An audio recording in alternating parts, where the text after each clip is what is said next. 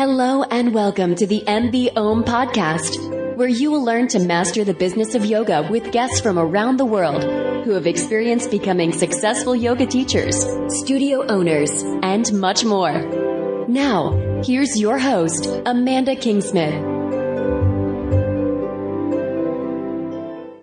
Hey everyone, and welcome to another episode of the MB Om podcast. I'm super excited to be with you here today. I am joining you live from a bachelor suite in Chiang Mai, Thailand. My boyfriend Ryan and I are here for an entire month in December, and it's been such a great place for relaxing and rejuvenating and getting some stuff done. Chiang Mai is a wonderful spot for digital nomads, for business, for learning about business, and also for yoga. So I'm super excited to be here, and I'm super excited to be joining you here today to talk about today's topic, which is how and why you should create a morning routine. And I want to start by talking a little bit about why we're talking about morning routines as yoga teachers. And a lot of us are entrepreneurs. We're yogi entrepreneurs. We have a schedule where we work around teaching at different studios in our city. We teach workshops, maybe privates.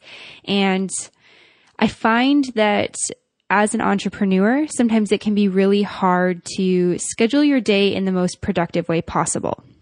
And that's why we're going to talk about morning routines today, because to wake up and have something that is non-negotiable that you do every single day that's for you can really start your day in a completely different way than if you rush out of bed in the morning, you throw your coffee on because you're tired and you haven't slept enough, and then you sit in front of your computer and try to pound out some emails. It can start you off on the wrong foot, and it might lead to things like getting sucked into YouTube or Instagram or Facebook. I think that we all kind of have these things that distract us as entrepreneurs. And, you know, I know for me, it's like, I think about what could I be doing? Well, nothing super urgent or due right now. So, I'll just dick around on Facebook and, look at what my friends are up to for a couple hours. And I find that if I start my morning really structured and have a little bit more structure within my day goes a lot better. I don't get as many pulls towards going on social media or distracting myself. And I find that my day is just a lot better. And so something that we use as yoga teachers, as yogi entrepreneurs, is something that I like to call pivot points. So when I look at my schedule for the week, I have a physical day timer, and everything that I need to do is in there. And so I don't work Monday to Friday, 9 to 5. So your schedule might be different from mine, but I'll just use mine as an example because I can speak the best to that. So I look at my schedule, and if I have classes that I'm teaching, those will be scheduled in. So say I have Tuesday at 9 a.m., Thursday at 4 p.m., and Saturday at 10 a.m. So those are my 3 pivot points for the week. And then I also have, 2 interviews lined up on Monday and Wednesday. So those will also be pivot points. So pivot points are anything that you're accountable to other people. So it's the times you teach. It's the times that you maybe have coffee with friends, or maybe when you do your personal practice, if that's something that you schedule in, which I would highly suggest, or when you work your other job, if you do something else. So it's anything that you actually have to be doing. All the rest of the time is sort of time that we just have around our pivot points. And those are the times when it's really easy to get sucked into not being as productive as we could do. And I think as entrepreneurs, we can all relate to the fact that even if there's not something urgent on the to-do list, there's always something else that can be done. There's always, promotions that can be done if you're a yoga studio owner, or an email that could be sent out, or getting your inbox down to 0, or maybe even just some self-care time. And the reason why a morning routine is key is it just starts us by waking us up, doing the things that are key for us to have the best day possible. So you set your day up for success by starting your day off with things that get you in the right headspace. And I think as yoga teachers, we can all relate to this. You know that if you get up and you don't look at your phone and you do your meditation and your practice, you're probably going to have a way better day than if you have one of those days like I was talking about before, where you get up and you make coffee and you sit in front of your computer for a couple of hours, maybe slowly plugging away at emails. And there's no right or wrong with this. There's just figuring out what's best for you. So a morning routine is helpful because it starts your day off with more success and more structure, and it leads to more productivity within your day, within your week. And so I think that a good place to start with this is talking a little bit about what I do. So what I do is I wake up and I usually get up right away and turn the kettle on, and then I start my meditation. So the meditation is the first part of the daily routine, and it's something that I would highly encourage any of you to do. I'm sure as yoga teachers, there's a lot of you out there who are meditating. If you're not, a daily meditation practice is really, really great for mental health. It's great for personal care, and it's so good in the morning because it's the time when our mind is the clearest. So it's a great time for creativity, for ideas to come up, which can be really good for teachers, for studio owners, for bloggers, anyone who has that creative element in their life, which, I mean, if you're a yoga teacher, you do. You have sequences that you're building and always building your business and yourself. And it's that time where your mind is just so clear and you can really kind of get in touch with those things. And it's great to meditate before you get any sort of external influences. So I am definitely not there with the whole not looking at my electronics in the morning. And I think it comes from having my alarm being on my phone. So it's like when I go to turn my alarm off, if there's any notifications on my phone, they're there. So I see them and that's distracting. And immediately my mind starts going if I've got, a message from a friend or something that I want to take care of. And even if I can tell myself that it can wait 10 more minutes or half an hour more, it's still there. It's kind of in my head. So I'm currently sort of trying to figure out what the best way to do the morning routine without any electronic distractions are. So not having any distractions from my phone. Maybe it's airplane mode. Maybe it's having my phone in sleep mode until after my morning routine's done. But either way, I get up, turn my alarm off, turn the kettle on, and then I meditate. So by the time I'm done meditating, the kettle is boiled. And so the next thing I do is I pour myself a glass of warm lemon water. And this is something that I've been doing for probably about a year now. And I don't know if there's any direct effects that I've noticed. I do really, really like it though. I notice that I do feel really energized without having any caffeine. It's really helpful for my digestion. I feel like it stabilizes my blood sugar because for me, my blood sugar is a little bit wonky. So if I wake up really hungry and have a glass of lemon water, it seems to tame the hunger a little bit in a good way. I don't feel like a lion that's ravenous to eat anymore. I feel just like a human who's kind of hungry. But lemon water has a lot of great benefits, digestion, regulating insulin, like I said before. It's great for your skin, antioxidants, and it's a really enjoyable thing to drink that doesn't give you that sort of overstimulated effect that coffee can give you. And so I drink lemon water and then I sit down to do some journaling. So if there is nothing really bothering me or nothing really on my mind, then I'll usually do some sentence stem exercises. And that's something that I did to start journaling because although I love writing, I always really struggled with journaling. I would sit down and just have a complete mind blank. Be like, there's nothing to say. I need to get stuff done. Why am I sitting here wasting my time doing this? And so I would start doing things like, okay, I'm going to sit down and write 5 things that I'm grateful for, 5 things that I'm excited about, 5 things that I'm proud about. And when you work for yourself, these can be really, really great for starting your day off on the right foot because sometimes it just feels like you're directionless and entrepreneurship life can be really lonely sometimes. And sometimes people don't really understand what you're doing or why you're a yoga teacher or what you're trying to build your business about. So having these little self-esteem boosts can be really, really awesome. So if you've got stuff going on in your life, definitely journal about it. If I have stuff going on with friends or family or relationship stuff or just personal stuff that I kind of need to unload, sometimes I'll write about that.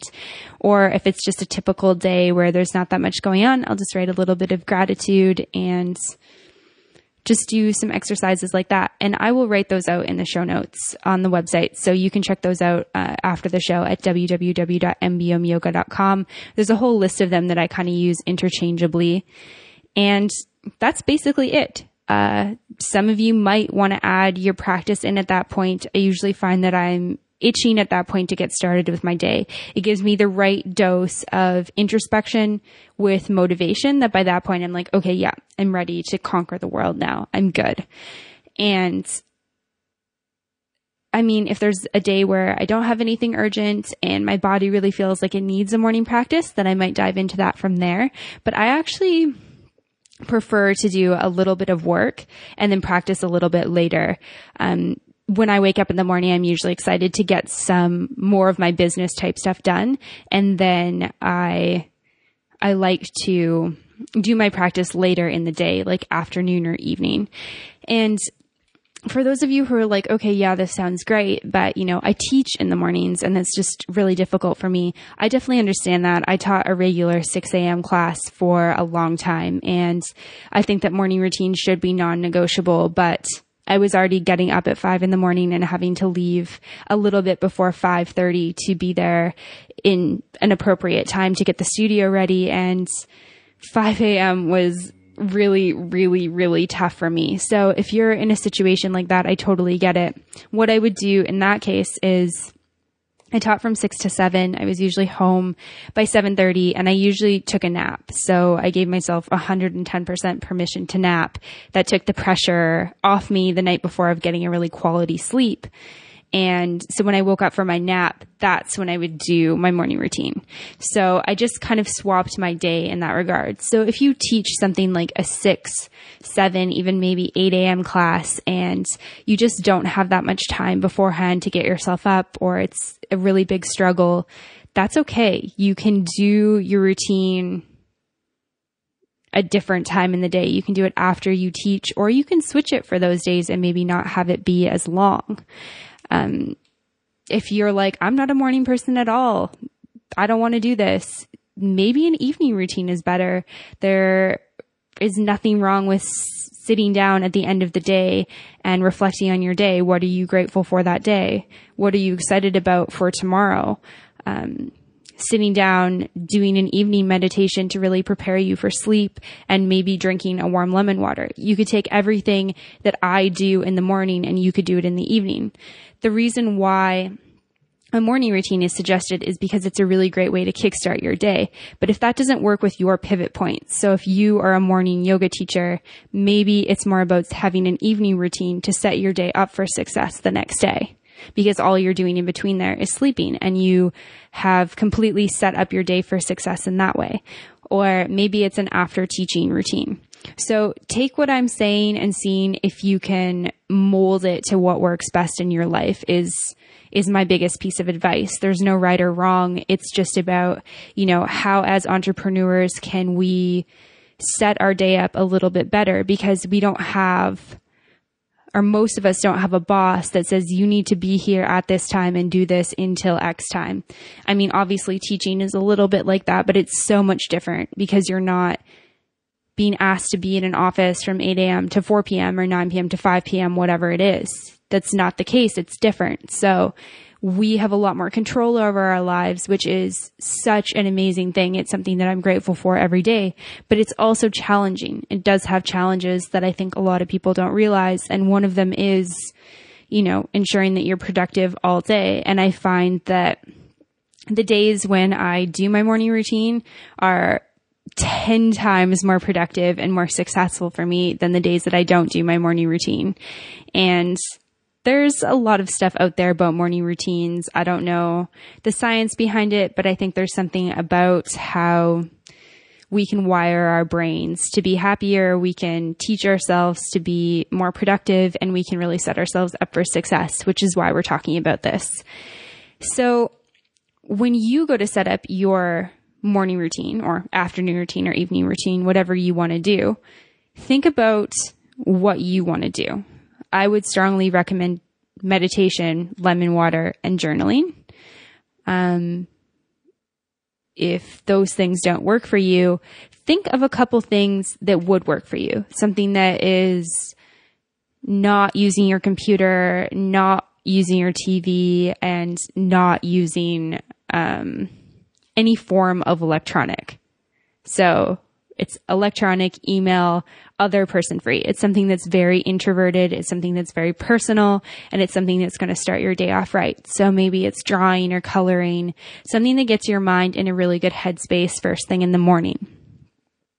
The other thing to think about when you set up your morning routine is, what is realistic for you? What is something that you are going to realistically commit to every single day? So when I first started thinking about setting up my routine, I was planning to, get up and meditate. And so I was going to meditate for 15 minutes, and then I was going to drink my lemon water, and I was going to journal for 30, and then I was going to stretch for like 25. So it wouldn't even be my personal practice. It would just be like some stretching just to warm up my body.